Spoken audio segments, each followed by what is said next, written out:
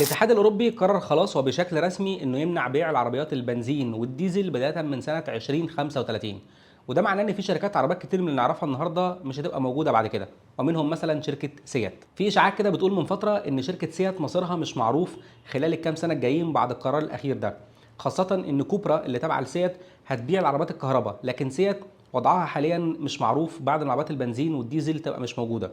سيات شركه بتعاني بقى لها فتره كبيره من تراجع المبيعات وخساره الشركه في وسط شركات المجموعه، وتضاف عليهم كمان المشاكل بتاعه الانتاج اللي موجوده في خطوط الانتاج بتاعه سيات خلال الفتره الاخيره دي من 2020 لغايه دلوقتي، اضافه طبعا لدور شركه سكودا في وسط المجموعه ان هي الشركه اللي بتبيع كميات كبيره من العربيات، او زي ما بيقولوا عليها الماس برودكشن، الشركه اللي بتغرق السوق عربيات. وكوبرا جنبها الشركه المميزه اللي هتقدم عربيات كهربائيه خاصه لزبون خاص، العربيات اللي ليها طابع خاص والناس اللي بتحب العربيات المميزه جدا.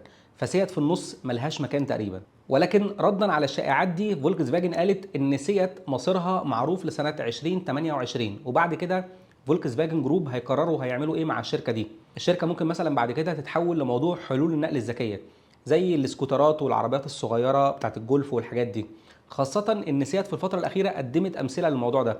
عملت مثلا عربيه كونسبت اسمها مينيمو كهرباء، فده ممكن يكون المستقبل بتاع سيات بعد كده في تقديم الحلول بتاعه النقل الذكيه الصغيره دي. وبغض النظر بقى عن مستقبل سيات مع السكوترات والعربيات الصغيره دي، فانت لو عايز تعرف اسعار عربيات سيات وفولكس فاجن في مصر ممكن تبص على اللينك بتاع الموقع، هتلاقي اللي موجود في اول كومنت، هتعرف منه كل اسعار العربيات اللي موجوده في السوق المصري محدثه يوم بيوم بعد التغيرات اللي بتحصل كتير دلوقتي دي، او تنزل الابلكيشن بتاعها.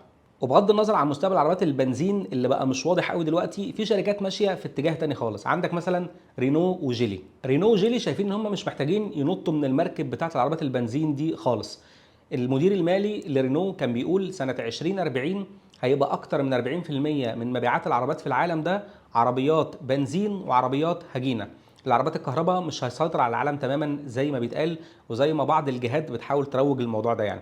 وعشان كده رينو وجيلي انشأوا مع بعض شركه هتطور عربيات بنزين وعربيات هجينه، والكفاءه بتاعه المواتير بتاعتها هتبقى احسن من كفاءه المواتير اللي موجوده دلوقتي.